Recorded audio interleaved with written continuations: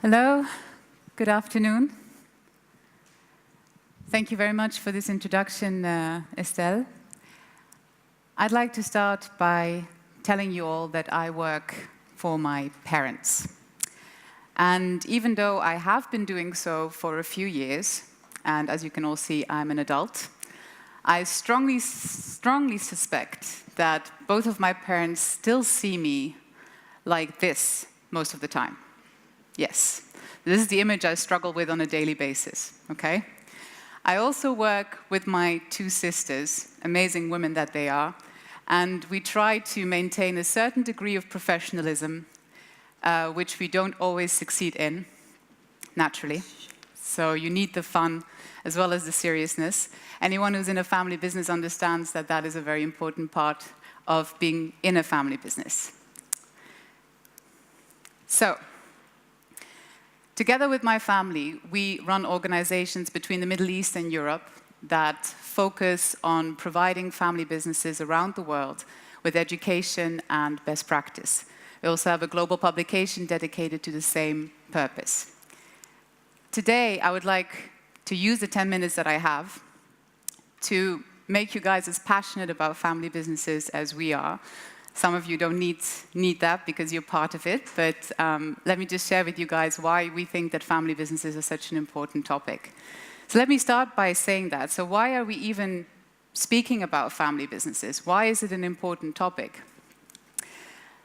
I will let the numbers behind me sort of speak for themselves. As you can see, the family business is the most frequently encountered ownership model in the world. Okay? So that in itself makes it an important topic. This statistic, however, needs to be looked at in a relative way, because there is an increasing problem in defining what is the family business. So we have a whole continuum of definitions of what a family business can be. So a family business can be a company that's even listed at the stock market, but that is still controlled in terms of shares by a family. On the other end of the spectrum, we've got the family businesses that are owned, managed, controlled by the same family as the one that has founded the business.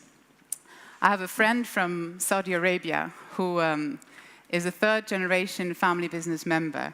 And he once, over a cup of coffee, started counting all the direct cousins that are going to be joining the family business over the next few years.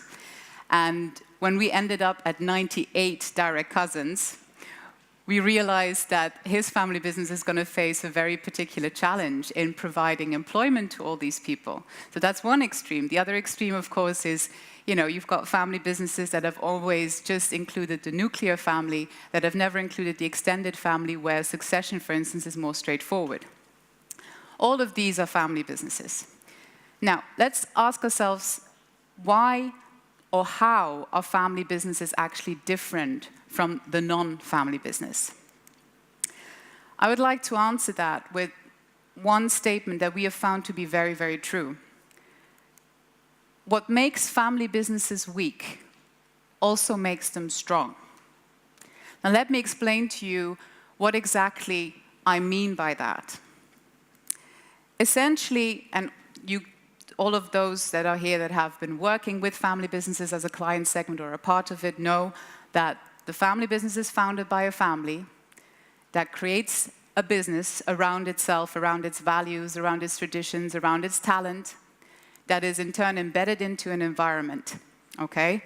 These circles of complexity show you that depending on where the family business is based, what industry it is in, it will take a different shape or form, okay? Some families stay small, some families become big, some list on the stock market, others don't.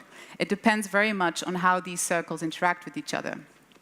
To come back to the statement of what makes family businesses weak also makes them strong. We cannot make generalized statements about family businesses because family businesses, each one of them, is absolutely unique. Because you can all say, I'm sure, that you cannot compare your family to any other family. Every family is unique, and therefore every family business is absolutely unique. But there's a few things that we have encountered time and time again in family businesses around the world. And I would like to emphasize a statement about their weaknesses being their strength by just enumerating a few of them. Family businesses are known to have long-term orientation. This can be a weakness because it can also mean that sometimes this long-term orientation can lead to risk averseness, not seeing short and medium-term opportunities. It can be a strength, of course, because it means that they have a more stable outlook on strategy. They think of the next generation. They can potentially be more sustainable. Family businesses are strongly reputation-oriented. The name of the family matters a lot. This can be a weakness because the family might, in order to protect the name of the family business, they might turn to being less transparent than they should be, and there's less accountability sometimes. The strength, of course, is that it's a unified goal for the family to keep the family business, the family name, strong. There is the family structure that defines the decision-making. Weakness can be if the family structure is too patriarchal or, say, too steep in hierarchy. It means that it can become a one-man show. Strength, if the family structure is healthy, it can be a very sound base for good strategic decision-making. Risk behavior depends on the owner family, so that goes into what we said before. This can be a weakness in case the risk behavior is only one-sided, so extremely risk-averse or extremely risk-friendly. It's a strength if you think about different risk behaviors confronting each other and the arguments being elaborated on a better scale and in a more sound way, basically. The high emotional commitment. Now, I don't need to tell anyone who is in a family business what that means. The weakness here is that because family businesses are so emotionally committed to what they do, and there's so much love that goes into it, that sometimes it is blinding. So sometimes that means that we cannot see for the passion that we feel. So we might engage in activities way longer than we should from a business perspective.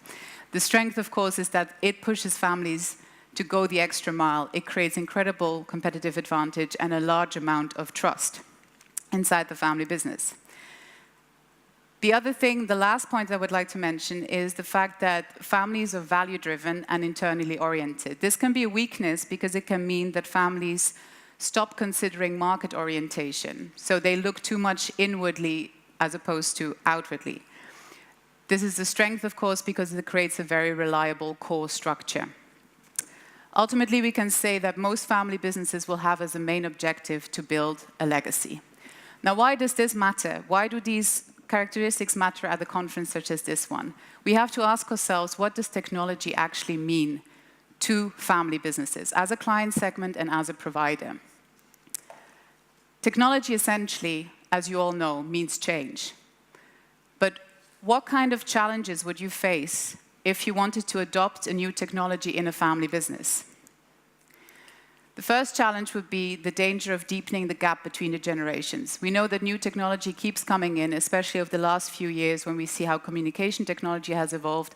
The older generation might very well feel that new technology might increase the gap between themselves and their children and make them feel that maybe a technology harbors more risk than it actually does through this misunderstanding. The second point is tradition and innovation. Of course, we know that any change, any new technology will maybe require a trade-off from tradition, which in a family business might be harder to bring about than in others. Society and communication. You always have to consider where a family business comes from. In more collective societies, you will face different challenges in implementing new technologies than in more individualistic societies. But let's speak about the opportunities. I asked at the beginning of this presentation, does technology make or break the family business? And as you all know, the answer, of course, is it makes the family business. Technology is not an option, technology is a must. So let's also speak about the opportunities for family businesses to embrace technology and make it part of their strategy. Opportunity means, of course, that technology, implementing new technology, implementing change, means it fosters, again, innovation and entrepreneurship. Entrepreneurship is where the family business starts. So it needs to be there continuously throughout the generations of the family business in order for it to grow further. Growth, of course, technology can bring growth depending on how it's implemented. Employment for next generation. Now, this is important because family businesses are very concerned with being interesting employers for the next generation. So they want their next generation to come into the business, at least most of them do. So technologies, adopting new technologies, can be a possibility for them to be attractive employers for the next generation and therefore keeping the business in the family. Ultimately, I would like to leave you all on a bit of a philosophical note. I think that change or technology is ultimately subject to what we've seen in family businesses anyways. We've seen in family businesses that change lies not in the monologue of one generation, but in the dialogue between generations. Thank you very much.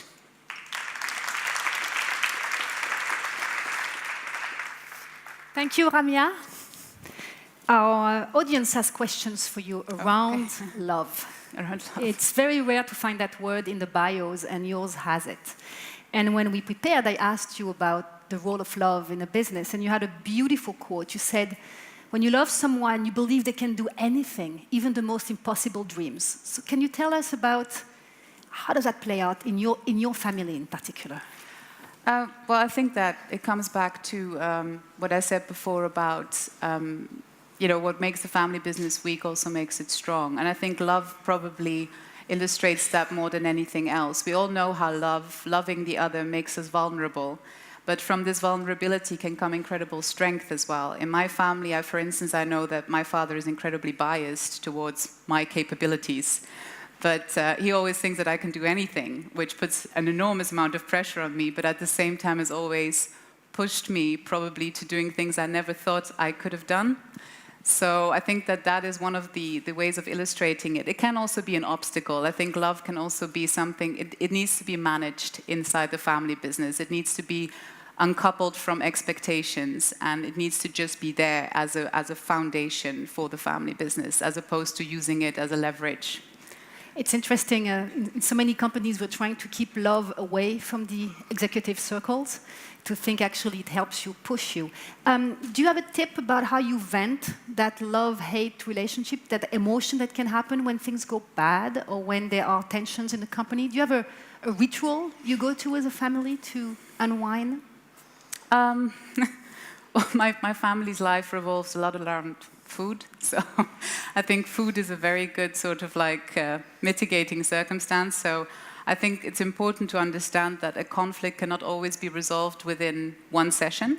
So you need to understand when to let something go, let it rest, do something else, talk to someone maybe outside about what position you've taken in order to make it a little bit more relative, because emotions run high in a family business. So you have to be very careful not to be carried away by your own position and be able to have that empathy for the other's situation. So walk away from it, come back with a new perspective, and then usually things work out. So. Perfect. So eat and love. This is the solution, ladies and gentlemen. Thank you very much, Ramia. Thank you very much. Thank you.